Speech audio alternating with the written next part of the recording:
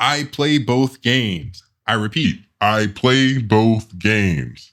Now, if you've been following me so far, it's no secret that I hold WuWa in high regards when it comes to all the gachas that I've played, and I go as far as saying that it reignited my passion for gachas. But it's also no secret that I'm a big fan of Zenless Zone Zero as well. In fact, Wuthering and ZZZ aren't exactly strangers in the gacha arena, since they're both action-oriented gachas whose release dates were only months apart. So naturally, they were frequently compared to each other. And now that it's been nearly 2 years and both games have more or less found their lane, how have they evolved since their release? I'm Forte, and let's take a look at how these old gacha rivals stack up in 2026. Wuthering stars a techno-influenced world that leans more towards traditional fantasy elements, but as the story progresses, glimpses of more urban/futuristic settings have been featured. Think Xenoblade Chronicle. As of right now, the world of WuWa is split into 4 different regions, most of which has their own sub-regions with different biomes and aesthetics. The money that's gone into production is evident, and the developers of Wuthering Kuro Games has really taken advantage of the open world setting to deliver fleshed out and beautiful areas to explore. As for the characters, I've already spoken in some length about how well done the models are,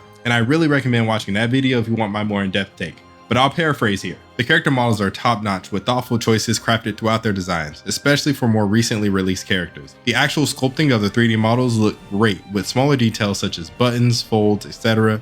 being part of the actual model itself and not just painted on, all culminating into an appealing character that feels real. And the cherry on top for WuWa's presentation is when all the visuals and flair come together for its big set pieces. The tightly choreographed cutscenes and sequences typically reserved for the end of main quest lines, which are genuinely some of the best scenes you'll see in gaming. Most are so heavily stylized or artistically different from the rest of the content that they become hard to forget and even harder not to pay attention to. Even for people who skip through most of the story, these scenes demand your attention and grab hold without any intention of letting go. In ZZZ, it's all about that urban fantasy style with a little bit of cyberpunk thrown in, and it does not shy away from how hard it leans into its setting. While the world of Zenless may lack the scope of WuWa, primarily due to ZZZ not being open world, I'm not gonna knock it for it. What it lacks in size, it makes up for in aesthetics, and the slice of the world that we can explore looks phenomenal. Each location has its own feel, and it cannot be overstated just how charming they are. Every proxy knows that 6th Street is a whole ass vibe. There is a certain emphasis on character design that's undeniably striking.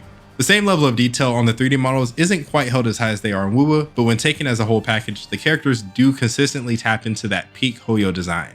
The designs are bold, colorful, and memorable, and characters follow a theme based on their respective factions, and within those factions, most of them stand out on their own while still staying on theme. Both are really strong contenders, especially with WuWa's larger scale allowing it to have more Space Force world building, and ZZZ's smaller but more concise approach allows for more potent delivery. But WuWa does take the edge here. While ZZZ works really well within the box that it operates in, WuWa's grander scale and high production value is just really hard to beat. Now onto gameplay, and this was always going to be a section that I was going to dread having to do because I hold both combat systems in really high regard. Luckily, no matter which one you pick up, both are a blast to play.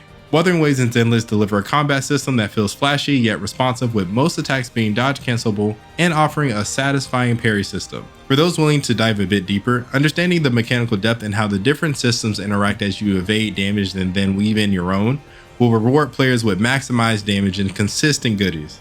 Where the two games differ is where things get interesting though. Team building in WuWa is based around damage type and outro skills, which provides buff to the team when the active character is swapped out. For example, a DPS that mainly deals fire damage will want teammates that are able to buff fire damage during the rotation and with their outros, or at the very least a teammate that's able to do one of the two. If the supporting characters don't bring at least one of those to the table, there's going to be a significant drop in performance and it could gate you from clearing some content. While the system in and of itself isn't an issue, it does lead to a more restrictive team building experience since there isn't enough crossover between characters or 4 stars to fill the gap. But if you do manage to put together an ideal team, combat becomes more about understanding optimal rotations and just enjoying the power fantasy of dropping the sky on your enemies. And when it comes to team building in Zenless, it's mostly built around synergies between the 6 agent roles: attack, anomaly, stunner, defense, support, and rupture. Off the bat, this system allows for a lot more flexibility due to the roles naturally working together. Stunner will always set up an attack or rupture character and sometimes anomaly.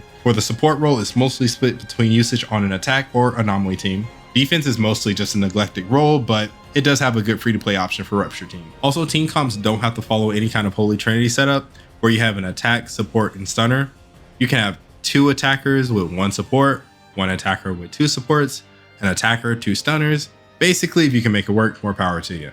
And lastly, team compositions are further powered by additional abilities, which are passives that each character has that activates if one of their teammates meets the requirements, like being from the same faction or being a certain element. The additional abilities on older characters were a bit more restrictive, but for newer ones, they are a lot more general. And while you don't have to have all of them activated to have a strong team, if you're experimenting and you have a 3 out of 3 activated, you're probably somewhere in the ballpark of having a team that works together. Since it's really hard to call a definitive winner for gameplay, since both games do bring really compelling arguments for that #1 spot, I do have to say that ZZZ does take the cake here. It also helps that quick swapping is a drug and ZZZ is my dealer.